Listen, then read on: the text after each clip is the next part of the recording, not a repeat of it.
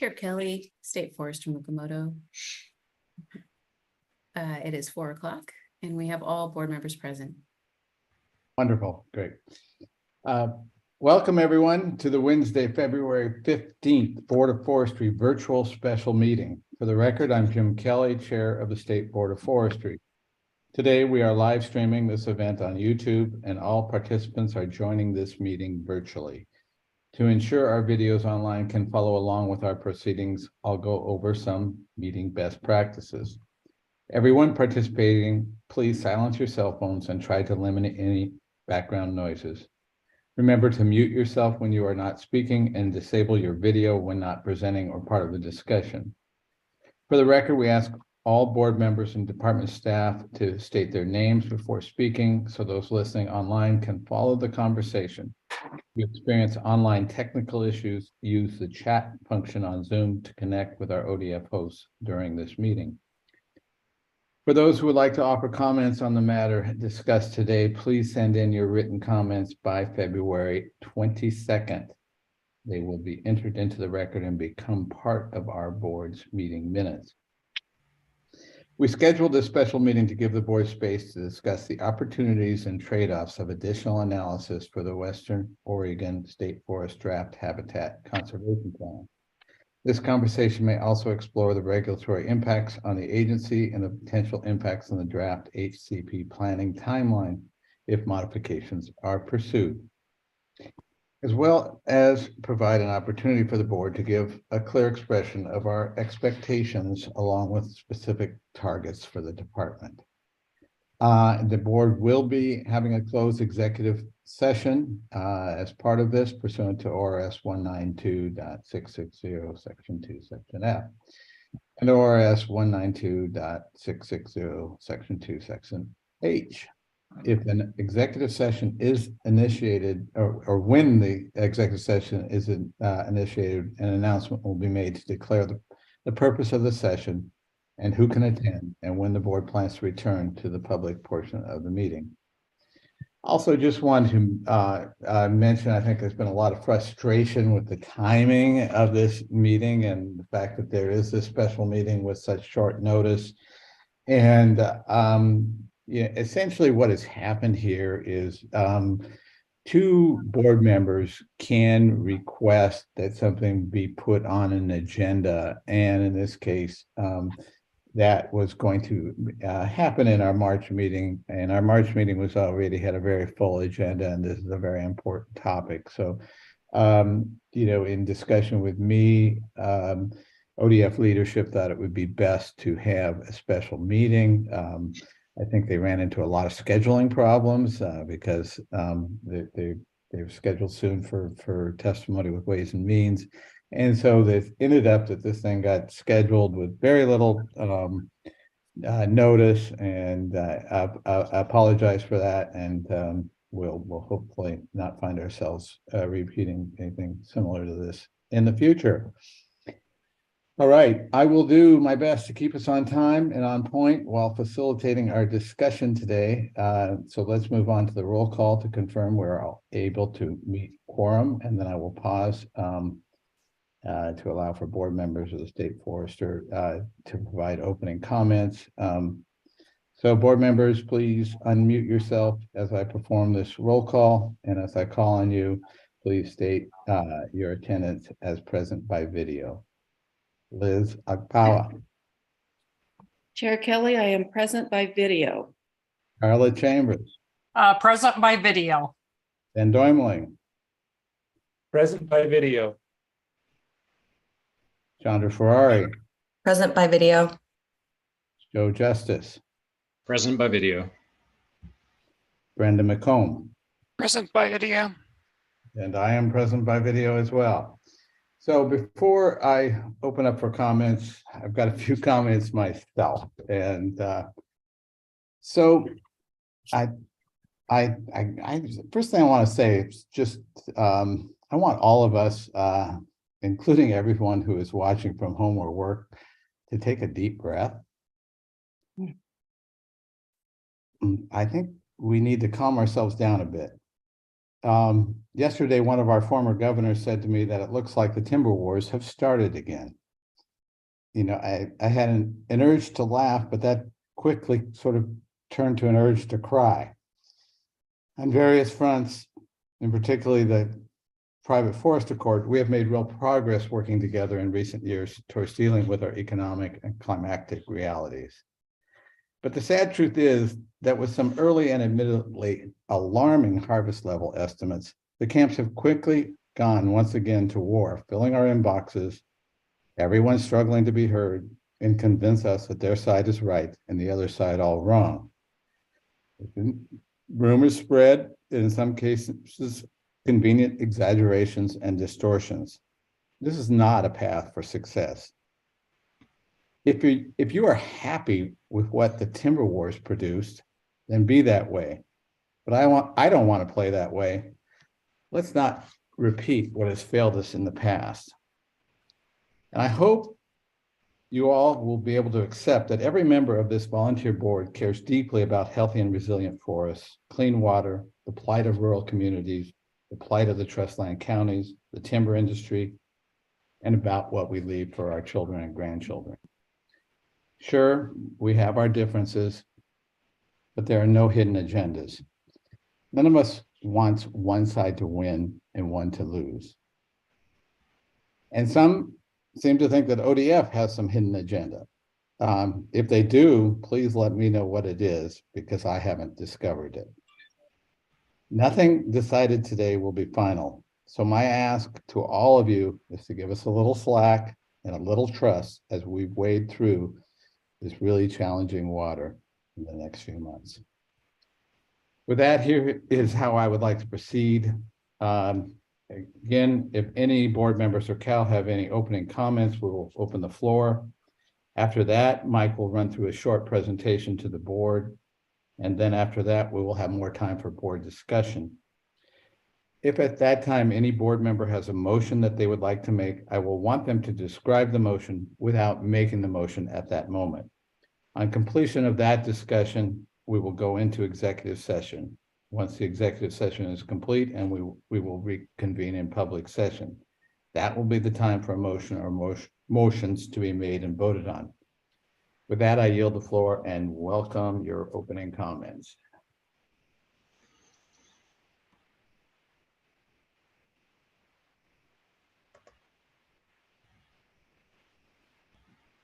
Okay, Joe Justice. Yeah, so Jim, thank you. Joe Justice for the record. Jim, thanks for your opening comments. I appreciate that. I think we need a lot of grace and understanding through our process, and I just want to say how much I appreciate your words. I'm going to go ahead and that's really the only comment I have at this time. I'll wait for Mike to present what he's going to show us before then I'll have a comment or following that. Thank you. Thank you, Joe. Any other opening thoughts or anything to share?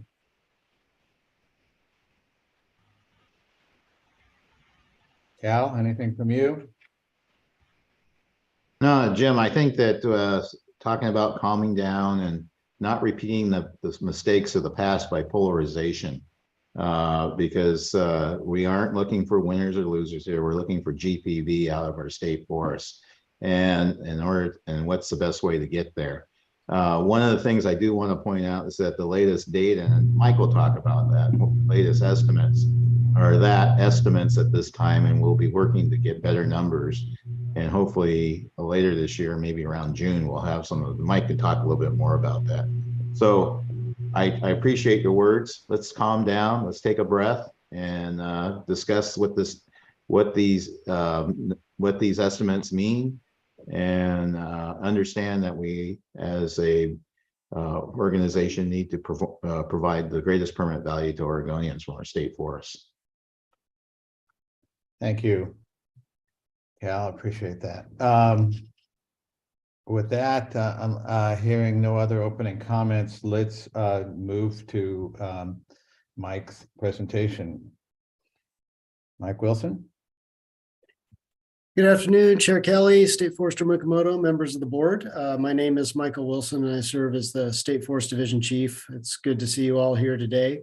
My presentation is going to be very short and sweet.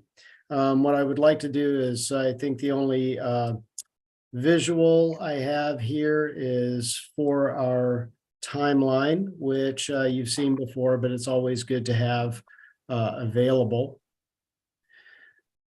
So, you know, we started down the road into the current NEPA process back in 2021 with a public scoping in March of 2021. The draft EIS was developed and it was released in early 2022 with public comment on that. And we, provided you with some summaries of those comments, and then moved into development of the final EIS, which still involves response to comments that the services are still working on, and that we are still working on. So in the interim, what we have done is we have needed to pursue a transition implementation plan. Our implementation plans normally run for about 10 years. And there was a need, one, to revise them, just generally speaking, because most of them are that old, if not older. And then there was also the need to incorporate what are going to be the potential upcoming ITP, incidental take permits, and HCP at approval, while we're still functioning under our current forest management plan. And so we did some modeling there to provide a 2-year harvest volume range, among other things. Harvest volumes aren't the only things involved. And this produced numbers for the next 2 years of planning that are lower than a lot of folks expected. And I want to acknowledge that, that creates a lot of consternation for folks when they're seeing these different numbers. But I also want to acknowledge what it is and it isn't. It is modeling for that transition IP. It is not the modeling for a new FMP under the HCP. So once we get this HCP, we're already have been, as you know, working on a new FMP, because our current FMP doesn't really align with the HCP. So in order to accommodate that, we are conducting additional modeling for that FMP to provide the board with a range of scenarios to choose from within the context of the HCP. And by that, I mean, there are intervening areas amongst the conservation areas, outside of habitat conservation areas and outside of riparian conservation areas, where the board has a great degree of latitude in describing what sort of management you all would like to see. We're working on that modeling now. We're making model improvements in the process, and those results will be available in June. And that'll be the next set of modeling results and the first full set of modeling results that are intended to show the new FNP with the HCP over the long term. So I'll just take the visual down now. And that was really all I had to present, was that update on when the new modeling for the FMP will be completed.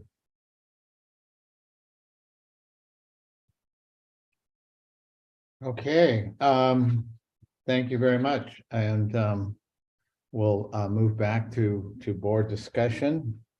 And Joe, I know you have more to talk about. Anyone else? Yeah, thanks, Chair Kelly. This is Joe Justice for the record. Mike, thank you for your kind of update on the timeline, et cetera, and a review of where we're headed, et cetera. And I really want to thank the chair and staff for creating space, and my fellow board members for creating space for this meeting. I think it's incredibly important for Oregon, for state forests, that we have this discussion and having the space to do it. And I know none of us want more meetings, but the idea of putting this inside an already stacked agenda would have been very difficult, as we know. We've received new information given to this board related to modeled harvest levels that Mike has talked about, resulting from our draft HCP. This new information begins to compel me, and I believe this body, to discuss the implication of these harvest levels, to really determine if our current draft HCP will meet our twin goals that we began this journey with trying to achieve, of increasing financial viability and conservation outcomes. This board over the last several years has received information where the department has provided estimates to us of likely harvest levels. And if we were in fact successful in achieving incidental take permits for the listed species.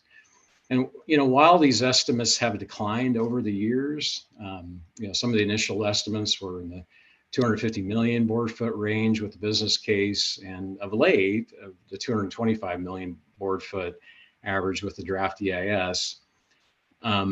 This declining, I've expressed concern. You heard it from the NC side over this reduction. But I would point out this board has voted unanimously to continue working towards incidental take permits. However, considering the latest, and I would determine significant likely reductions in harvest levels estimates from the department, and really the huge economic impact that these reduced harvest levels would have on communities, I don't believe it would be responsible for us and the citizens of Oregon to only consider the path we are on with this current draft HCP. Bringing harvest levels down to even the highest estimates recently provided by staff would result in mill closures. And I guess if you don't believe this, look at what's happened in other parts of the state that I live in. I'm very sensitive to that, these kind of magnitude. In Seaside, we discussed different alternatives of the draft EIS. And we discussed, and I accepted, that the proposed action was the middle ground. And my conclusions were based on the harvest estimates shown at that meeting. These newest estimates do not achieve middle ground. HCPs are meant to be win-wins. And I think that's what I hope that's what we're all looking for. The HCPs allow landowners to navigate the Endangered Species Act in a way that protects species and creates opportunities for management. The right HCP does both of these things and would meet the twin goals, and frankly, in my opinion, would accomplish our charge of grace permit value. This draft HCP, I believe, does not accomplish the twin goals, with harvest estimates in the range, frankly, in the range of no action of take avoidance. This new information that's been brought to us related to anticipated harvest levels really compels this board, I believe, to explore a different alternative that can achieve the twin goals, which has always been the objective of this board from the very beginning.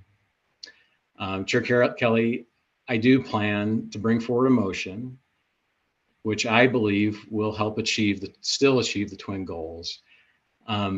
without reading the motion, it will really direct the department to prepare a second habitat conservation plan, which is functionally based on the draft plan, but also alters conservation measures to simply achieve the harvest modeled harvest levels in line with the draft EIS. And that concludes my comment, Chair Kelly. Brenda?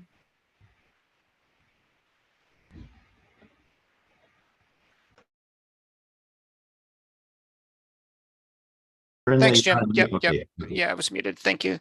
Thanks, Chair, for that explanation. I appreciate that. Mike, I just have a couple of questions to make sure I'm clear on what has happened here and why we're seeing the changes in numbers that we're seeing. So you modeled the harvest levels under the HCP while also trying to meet the current forest management plan, which is the structure-based management plan, and considering take avoidance. Is that correct? Yes and no. The current modeling for the IP, it does take into account the current forest management plan, and there are some areas of non-overlapping conservation commitments there. In other words, most specifically, desired future condition complex structure outside of HCAs. However, we do lift those constraints of the current FMP after the first model period of 5 years. And then the model runs long-term on just the HCP strategies. And we model that long-term and not just for the 2 years to ensure sustainability for all of our objectives. I'd like to say a couple of things about that. One is being a couple of key differences. So being modeled under the current forest management plan, we have district implementation plans. And so we solve for each district independently on that volume. And it's a non-declining even flow of volume. This is different than the HCP modeling, which was done at a larger geographic level. For instance, our 3 largest West Side districts, Forest Grove, Astoria, and Tillamook, were all solved together as part of that. And the flow was a net present value run that was essentially, through a variety of details that I won't go into here, a constrained net present value approach that started with a departure of high volume outputs and then decreased to below current planning levels, and then increased towards the end of the permit term. And the average of those harvest levels were about 225 million feet. For the implementation plan that we just did, the sum of those have a model outcome of about 227 million board feet. However, during the model solution review, which is a very detailed review that our field staff does to ensure implementation of the plan is possible, achievable, it was noticed that there were a number of volume per acre adjustments that needed to be made. And so those volumes were adjusted downward from 19 to 27% on average, or actually by district. And that's an average of clear cut and thinning volume presented in the model because they were different. But anyway, that was the primary driver in the reductions that you're seeing. The take avoidance part does come in to some degree in that we don't have incidental take permits yet. And so we did have to account for the fact that we have a certain number of sales, timber sales in what we call the survey pipeline.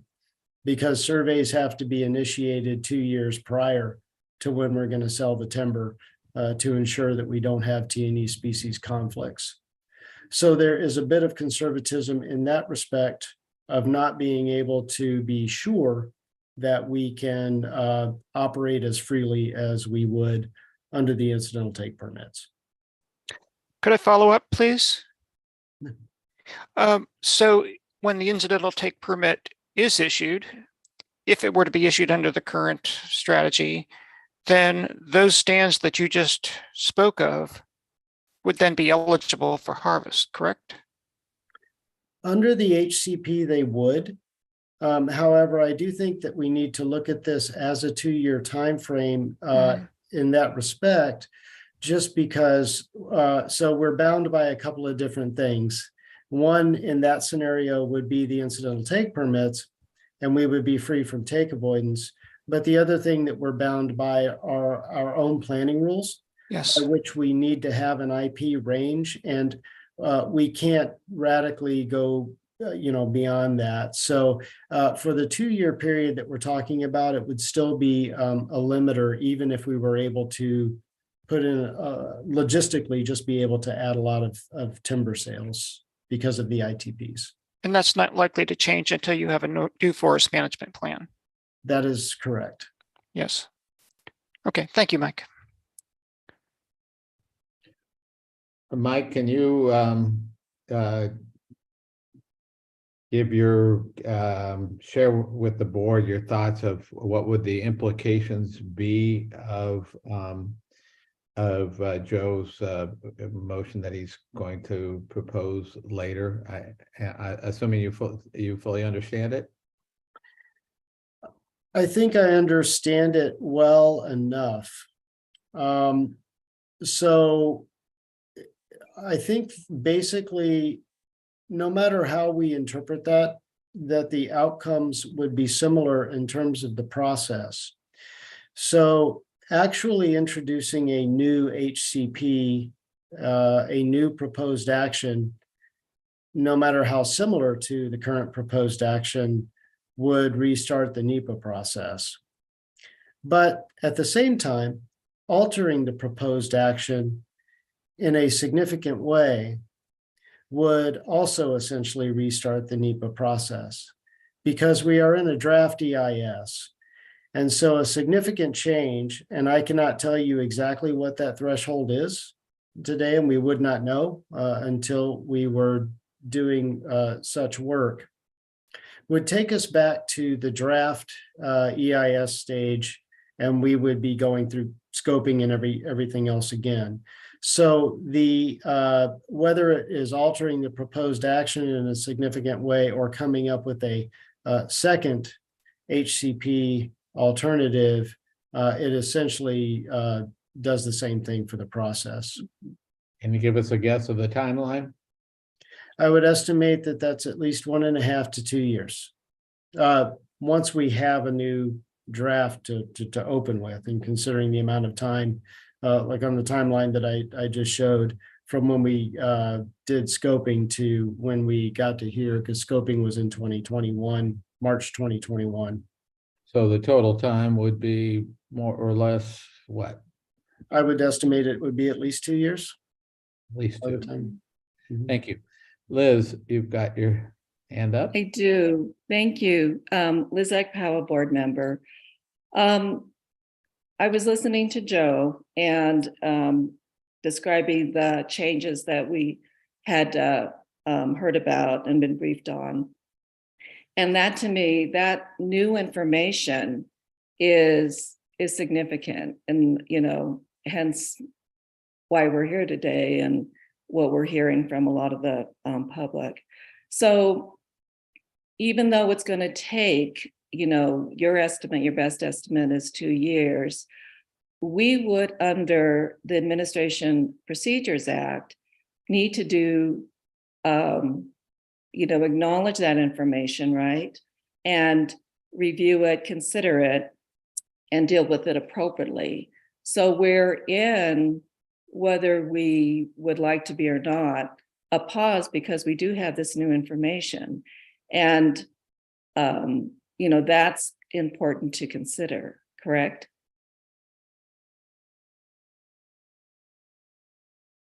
Are you asking me? Yeah, I guess Okay. I would be asking you, Mike. So I guess my position is that the jury is still out on that because these implementation plans are not the long look for the potential scenarios under the FMP. And so the degree to which it will ultimately differ from the draft EIS remains to be seen. And so it would not necessarily, depending on those outcomes, it would not necessarily rise to the level of significance of the new information. That is something that does often come into play in EISs through one means or another. Is new information, including new economic information. That's true. But this modeling was not intended specifically to answer that question or address that question. Chair Kelly, can I have a follow-up to that one? Of course. Okay, so Mike, what I think I hear you saying is that we still don't know yet, right? Is that what I hear you say? Yes. Okay, so, but if the difference is double or what we're hearing 3 times that, just in my experience, that's new information, correct? So If I think the degree of that really, I don't know that we would know until the services looked at it and said, this is, this affects the EIS this way to the level of being significant enough different information. And so for the purposes of the federal process, I can't really speak for them and say where that threshold is. Okay. Understood. All right, Brenda? Yeah, thank you. Mike, you mentioned that if we were to try to develop an HCP proposal which would meet the previous estimates of harvest volumes, that it would take an extra 2.5 years. Is that what you said? I said really at least 2. Yeah, okay. And I'm factoring in actually doing the work Yeah. and then tagging on the NEPA process. And there's of course, there's a lot of factors there. I guess most notably how long it would take to do the work. Yeah, and that's assuming that the end result would be a proposal that would have a high probability of being accepted by the agencies.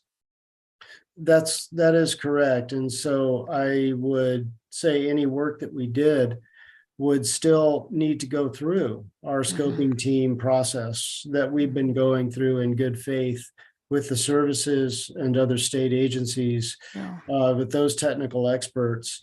And that's the entire reason that we pursued the process that way, was while there's nothing is guaranteed or signed off or anything, there's nothing pre-decisional until the EIS and ITPs are all done and wrapped up, and the biological opinions. We do feel like with the process that we've gone through, we have a very high degree, the likelihood of getting ITPs is very good. One other quick technical question, if I could. You mentioned that the harvest volumes would be brought down some certain percentage based upon, I think, local knowledge of stand volumes, or maybe anyway, there was some change made there to the estimates. Was that also done? Were those changes made in prior estimates of harvest volumes? They were not in this modeling process, no. Okay, all right. I'll just add on to that, if I may. Part of the modeling improvements that we're making to get the full picture of the new FMP with the HCP is work that we are doing in coordination with help from Mason, Bruce, and Gerard to help us figure out some of the issues with those yield tables and that growth. And it is a historic problem, and it is a pronounced problem, especially for Tillamook district, with not only Swiss needlecast, but also just the offsite seed that is still there from when it was, when it was reforested. And it's fairly well described in the literature, problems with offsite seed, as well as the disease problems that we had there with SNC. Great. Thank you, Mike. Joe? Mike, I have a question for you. Just to make sure that I'm clear, because I feel like I've heard some different things. I want to make sure that I'm hearing this correctly. And I guess there's a question I have, and I understand the IP and I understand the layering of constraints. I understand that very clearly. Do you believe that the draft HCP in place could produce harvest levels in line with the EIS, the draft EIS that we were shown in Seaside? Do you think that, is it possible with the draft that we have today to get to those harvest levels that we were shown in the draft EIS? Possible's a big word, but I do have some hesitancy in thinking that those will necessarily be the numbers, that it will necessarily be achievable. I also don't know that, it's as low as what you're seeing now. Exactly where that lands, I don't know. And I think there's a lot of things to consider in terms of doing a departure and looking at the geographic the scale at which we're doing the modeling and so forth, as well as just the technical work that needs to be done on the yield tables for me to really be able to make a more educated guess on that. But I don't distrust my field staff. I think, if they are thinking that those volume deductions are, that what they've called on that, I don't necessarily doubt their expert opinion on that. That being said, an expert opinion is just that. And so I'm not exactly sure where we would land at the end of the day. I mean, they are professionals and they have a lot of experience with the stands that we're talking about. But I wouldn't want to put it on them either, that those deductions and what we're seeing in the IP modeling numbers are necessarily the end of the story either. I really think there's more work to do there. Mike, I'm going to ask a follow-up. Once you went through that process, the FMP scenarios, I would assume that you would understand very clearly what that delta would be to the draft EIS volumes, right? After that exercise was completed. And I'd also assume that you would have a very good idea how conservation measures would have to be adjusted to achieve the draft EIS. I'm not, this is really a question. I'm just kind of stating what I think is true. After that exercise of doing the FMP work, looking at the scenarios, then that delta, that would also demonstrate how many, in reality, the conservation measures, you would have to make likely more lands available for harvest in HCAs. But you would have a very good understanding of that, I would assume, to realize harvest levels that were in alignment with that draft EIS. Is that correct? Yes, I believe that's true. I mean, we will have much better model numbers, and we'll be able to really, compared to any number, quite frankly, as to what that delta would be and what the magnitude of any adjustment that the board would want to see to bring it into alignment with whatever the board expectations are.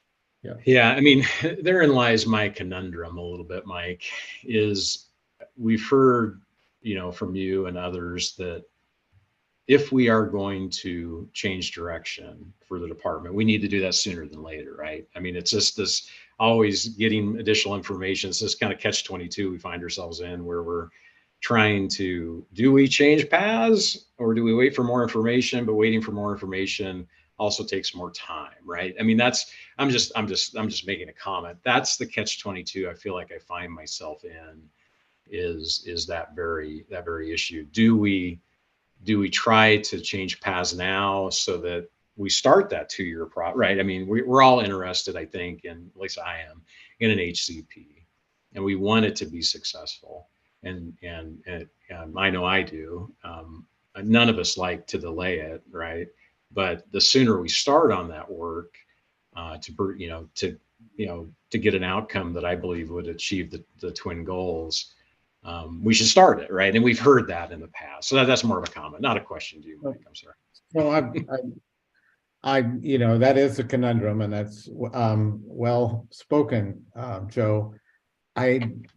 As I listen to all this and hear that the IP isn't really a long look, and I think about all of the information we're going to get in the next 6 months, if we stay the course in terms of the forest management plan, we will have a whole lot more information, a lot more than we have today, and hopefully better information that isn't as frustrating to hear by then.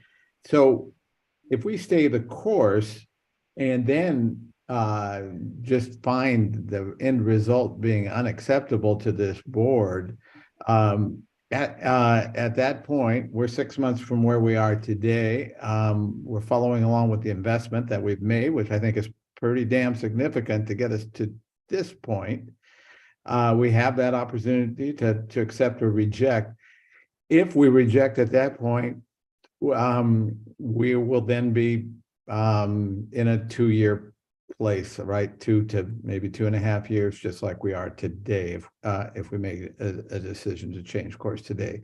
So we're really, I guess I'm struggling because it seems like we're really only talking about 6 months and a 6-month place where we're going to have a heck of a lot better information to make this decision at that point. I'm just hesitant to just throw out all the work we've done to get us to this point. This is not saying that I'm convinced that I would vote for a version similar to what we're seeing today. Mike, comment on that? I would agree with that. I think it's very difficult to, a board expectation at X level, and then not having clarity about where we're really coming in yet and what really needs to be done to achieve that level. And the conundrum there is a little bit of, again, it's that magnitude of change. And so, how much process are we talking about, and where does that land the HCP within the NEPA process, and any need to start over or significantly redo a large portion of process. At the same time, there are a lot of things going on. I guess I won't go into all of those here in terms of our risks, that we're trying to solve with this HCP as well. But yes, I think you're right, Jim. The other issue that I would just go ahead and put out there is, we are continuing work right now to try to finalize EIS and BIOP. And when I say we, I mean, the services are trying to do that, but then of course they always need, summaries and support with information that we already have.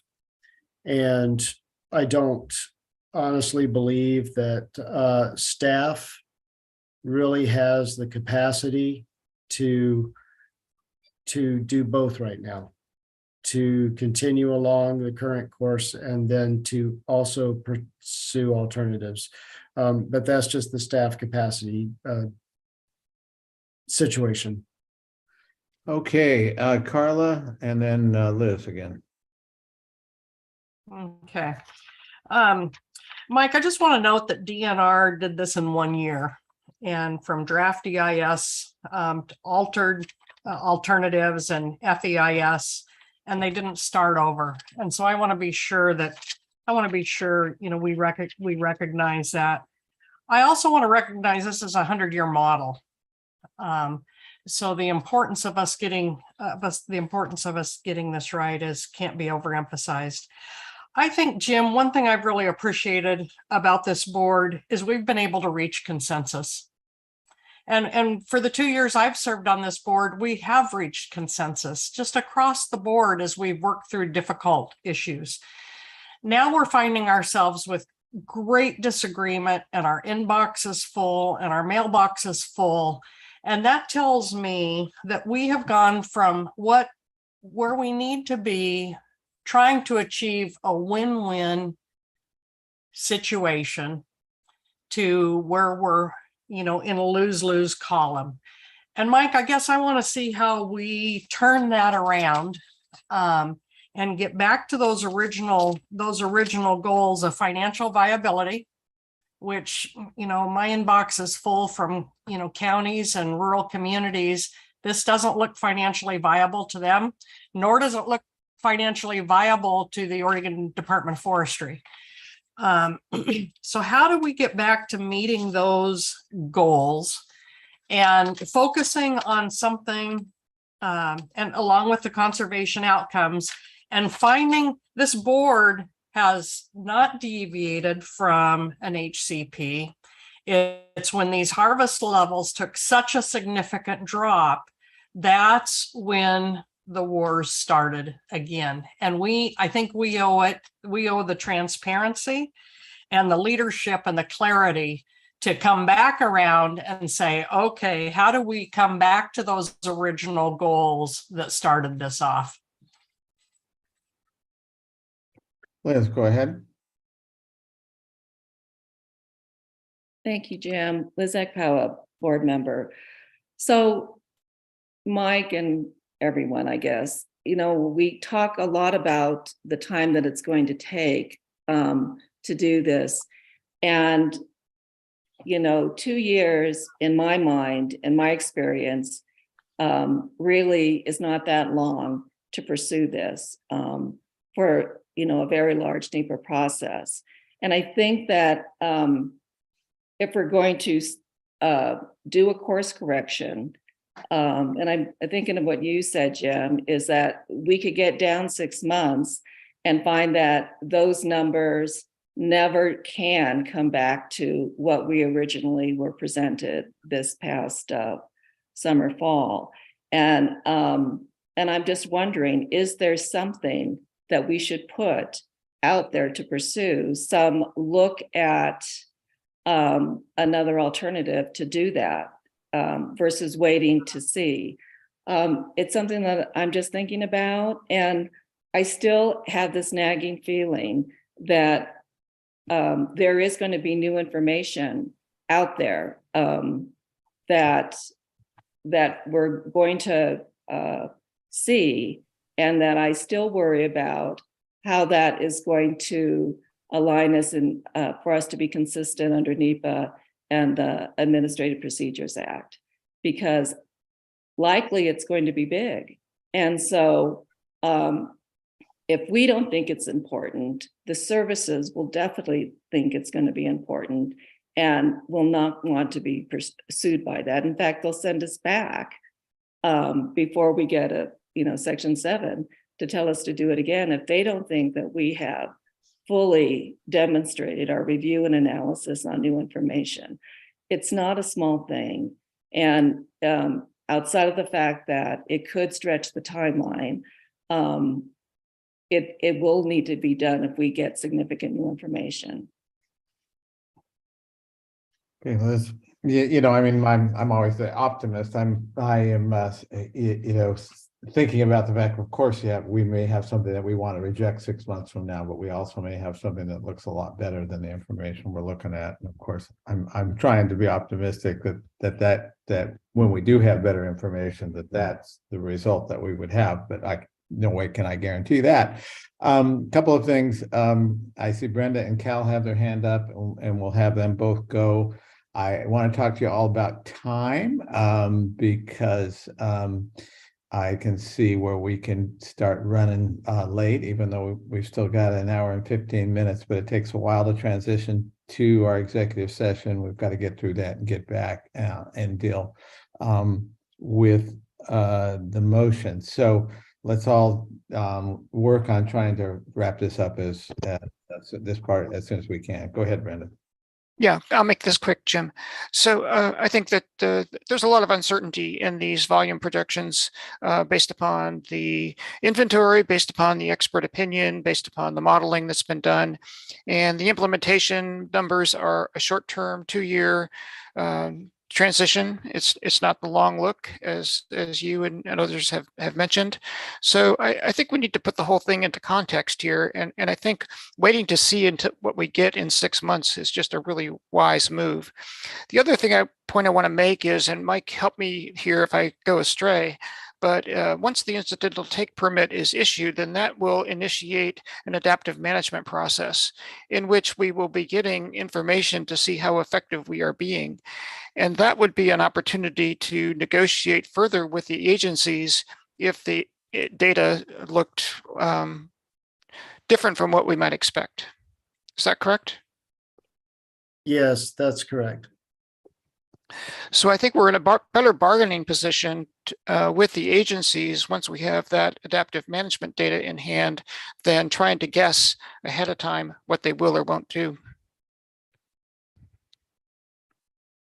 Thank you. Cal.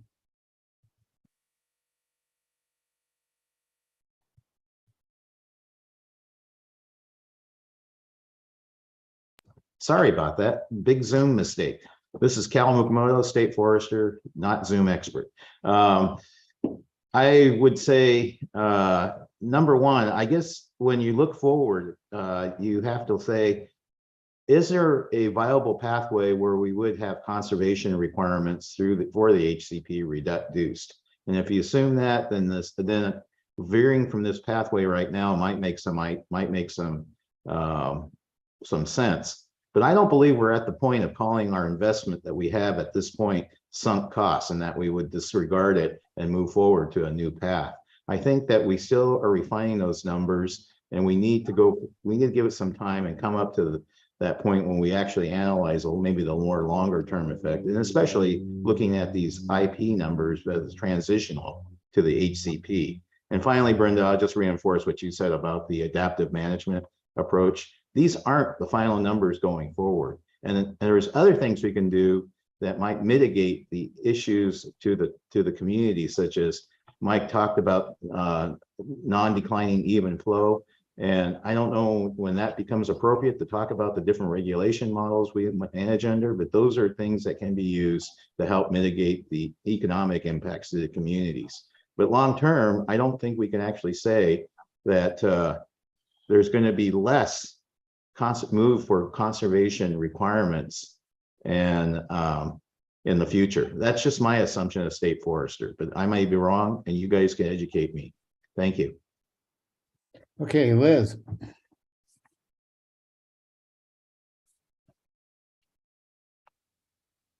I want to just share that I would like to be optimistic too about adaptive management, but my experience in the Northwest Plan, overseeing it for 3 decades, is that adaptive management was tried in good faith throughout to try to get those numbers up. And that was a foundational piece to try to raise the numbers in the Northwest Plan. And it could never happen despite everyone's very good efforts, because the communities of interest that did not want it to happen just did not want it to happen. And so I just want to provide a caution on that. Thank you. Carla? Yeah, Mike, can you give us an example of when an adaptive management, led to an increase in harvest levels? Can you give us an actual example of when that's actually happened? Adaptive management in the sense of rigorous adaptive management? No, I mean, we've not done that. Adaptive management in terms of changing plans in order to increase harvest. Actually, the Board of Forestry has done that on a number of occasions. At least one major occasion with the plan revision. Good. Any other comments, questions at this point during the meeting? If not, then I am going to move us towards executive session. So you got to listen to me go through the legal here.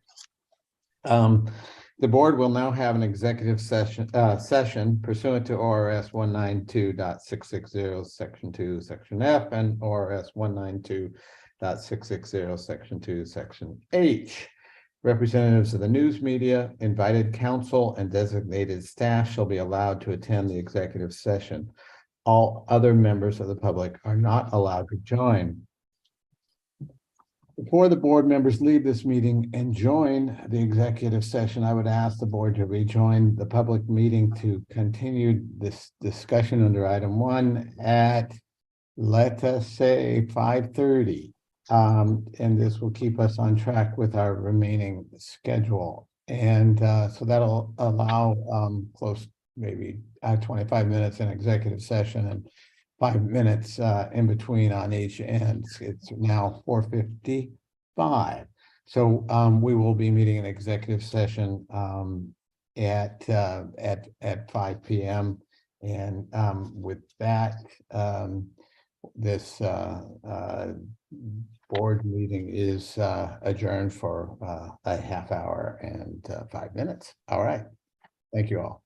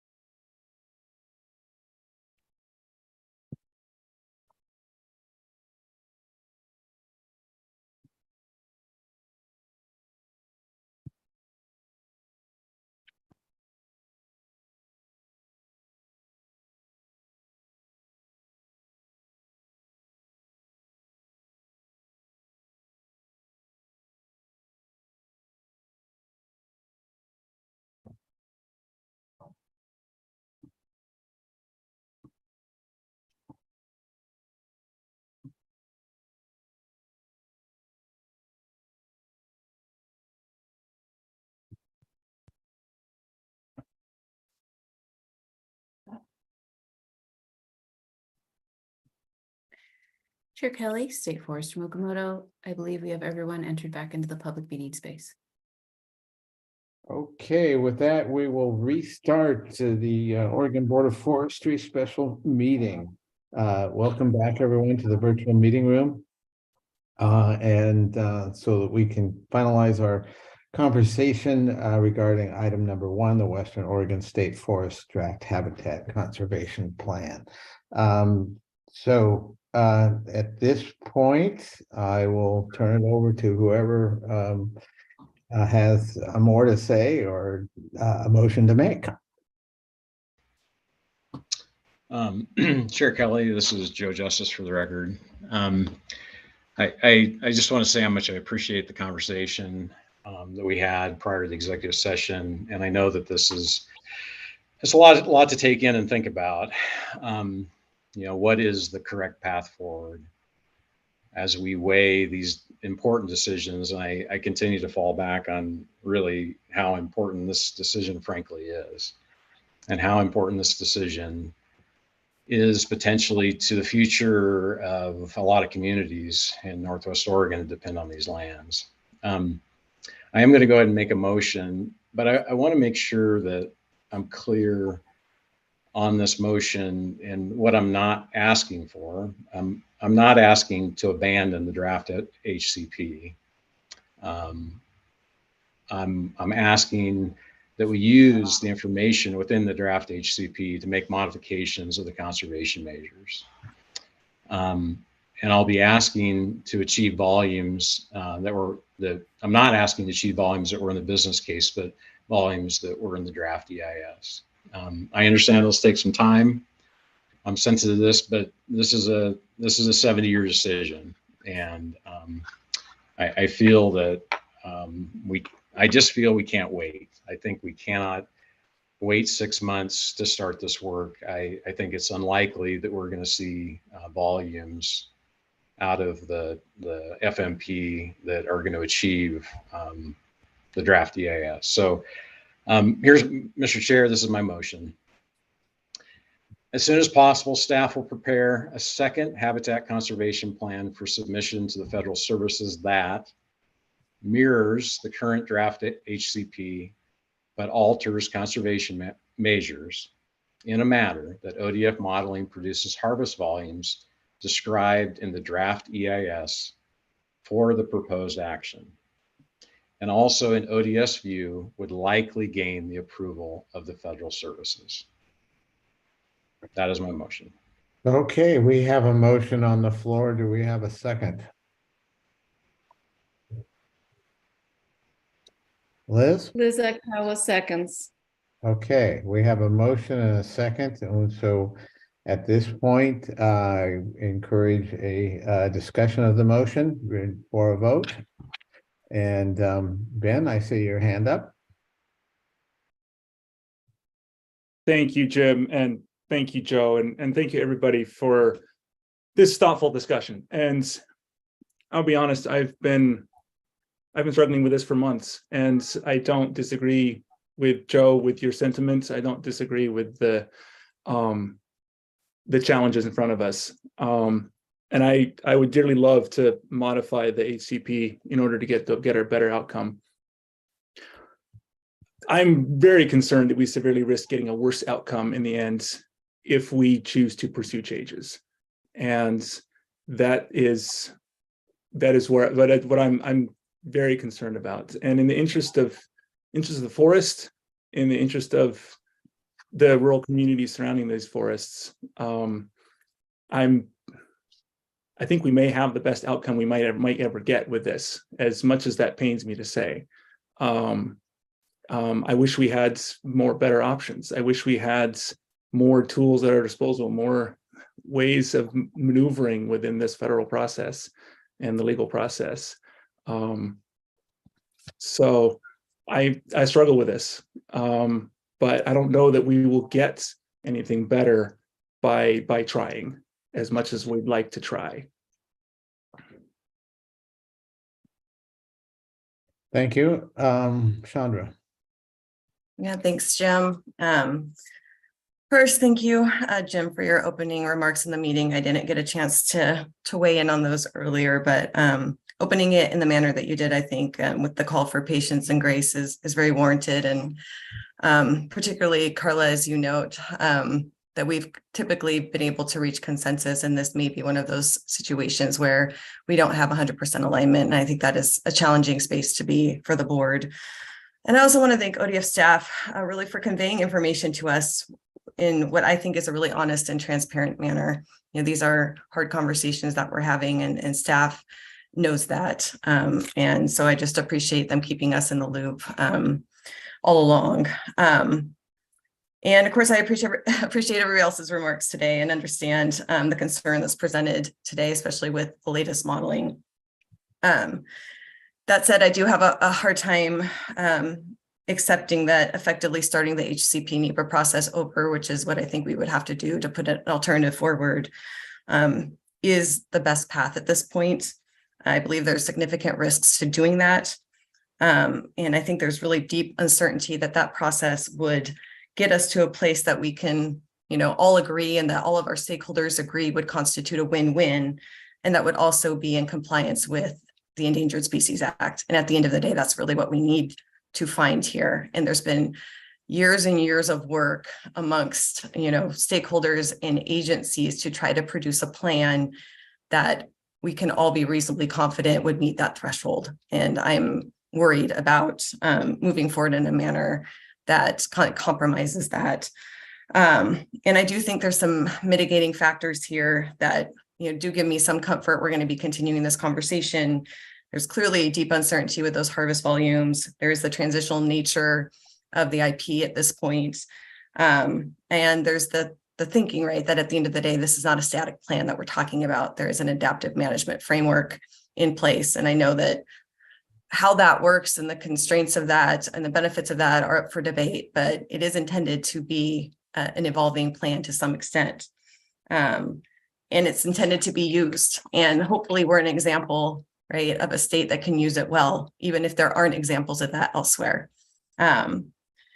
So that said, again, this will be my last point, but we are hearing about the really real consequences of these HCP. Like, win-win isn't always, we all get everything that we want on all sides. There are consequences, unfortunately, that are not going to all be positive, and hearing those is challenging. And Jim, you alluded earlier to some of the collaborative work that's been going on in other spaces, particularly in the private forest accord, that's produced some positive outcomes, again, with some level of risk to the stakeholders that engaged in those processes. I don't think the timber wars have to start again here. I'm just not sure that connecting all of the financial revenue conversations to the Endangered Species Act process is the best method to move forward. And so I would just like to leave with the thought that, I would respectfully suggest that maybe this board could encourage the stakeholders out there and other decision makers to start a dialogue about how we think about revenue diversification, what tools and strategies exist out there outside of constraining, right, an HCP or getting more timber harvest. And it's a big conversation, and it's not just this board, but it has to happen, and it needs to happen in a meaningful way. And I think we could signal that that needs to happen and put some teeth behind that. And that's all I've got. But thank you again for the dialogue and for this board. I really appreciate that we always can have respectful conversation.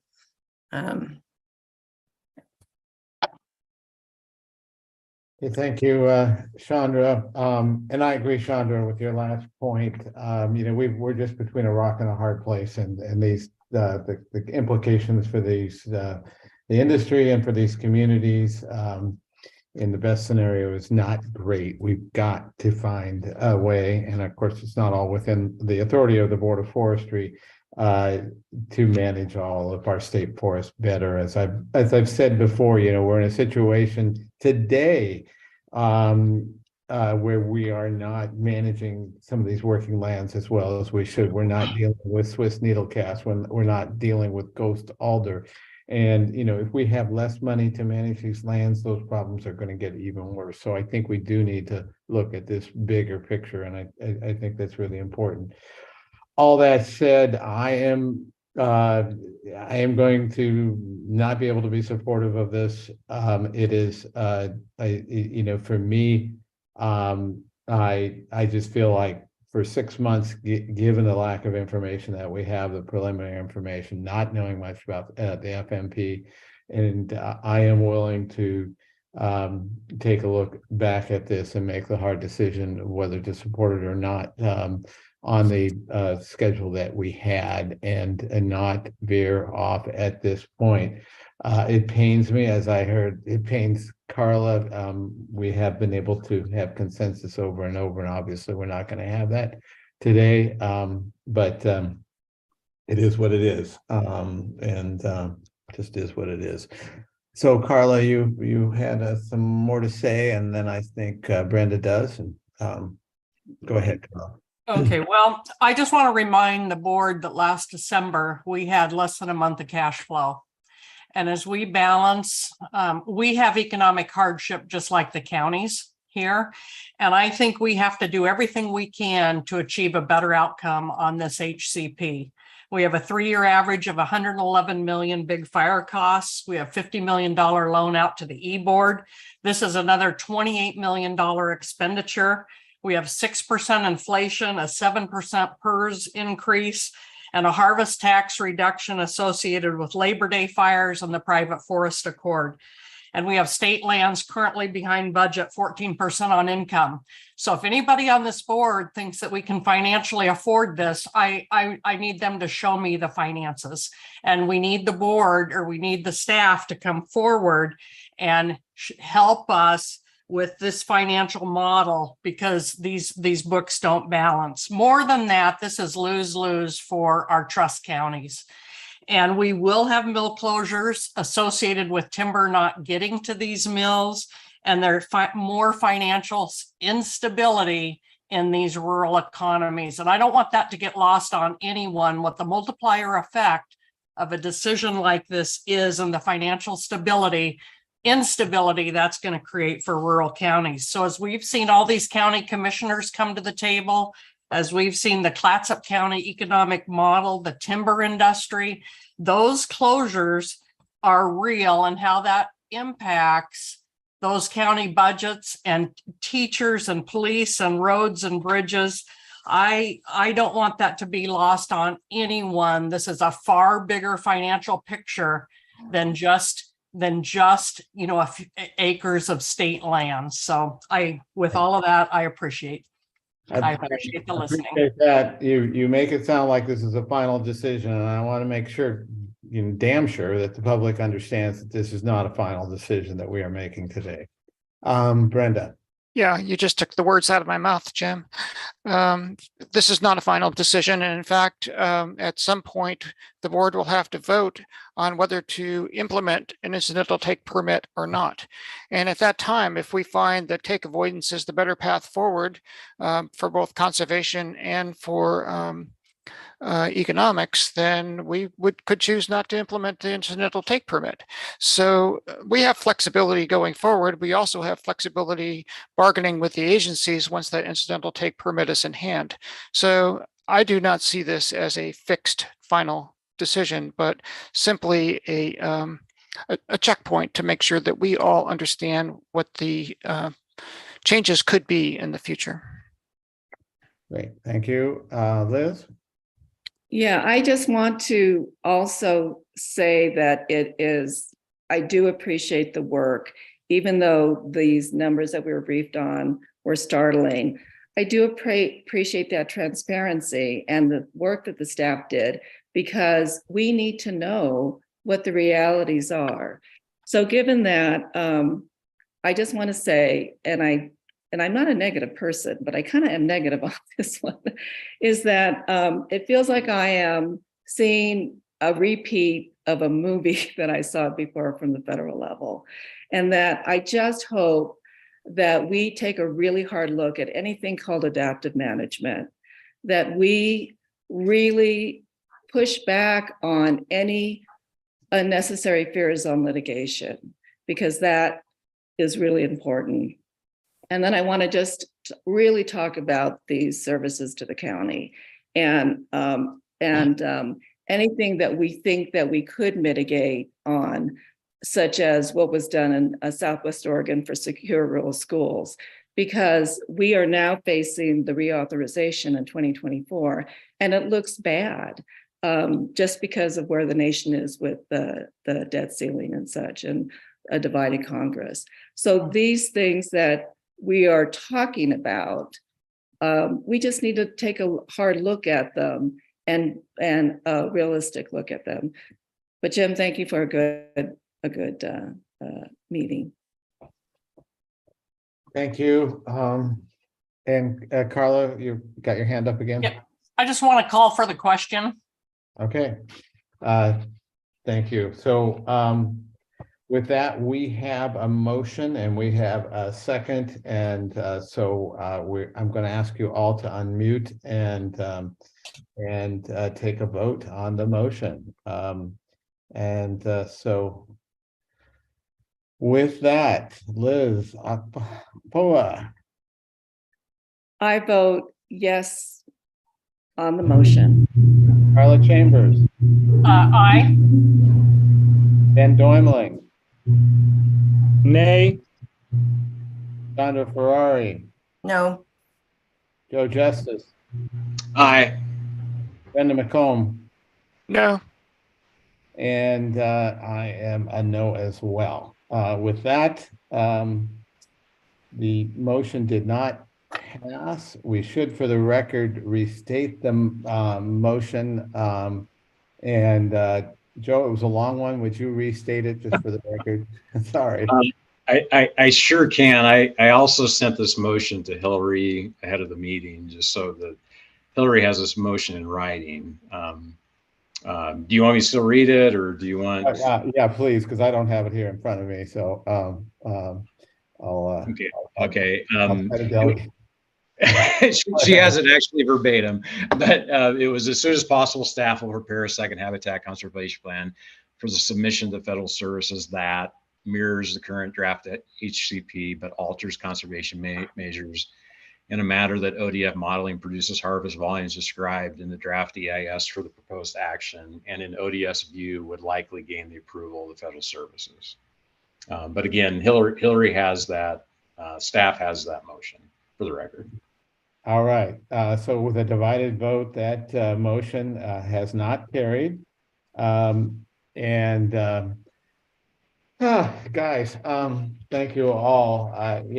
People laugh at me when I say this, but looking at so much testimony that came into us, listening to comments from all of you, everybody's making good points all the time, and I get laughed at for saying I agree with everybody, but that is the struggle that we deal with in these really difficult things, is that so much here is just really, really hard to resolve and really tough. Cal, do you or Mike have any final comments for us? Well, I just want to say thank you for your time and consideration. This is a stop along the pathway. It's not the final destination, so we'll have more to discuss later. And I think, Mike, maybe you could just give us a couple of, not too much, just a little bit looking forward on the planning and what we might expect in the future here. Thank you. Thank you all for your discussion tonight, and all of your thoughtful feelings and input. So what we're looking at for moving forward is we are, as I said, pursuing additional modeling for the forest management plan. Anticipate that will be available and released by the end of June, and that will be more information for you. Great. Closing thoughts from any board members? Brenda. I just want to second the points that Chandra made in her comments regarding the need to ensure that our path forward is one that recognizes the need to support the agency, the rural communities, rural communities writ large across the state. And those are issues that this board cannot handle alone. But there are certainly ones that we can initiate and get the conversation going. And I really hope we do that. Ben.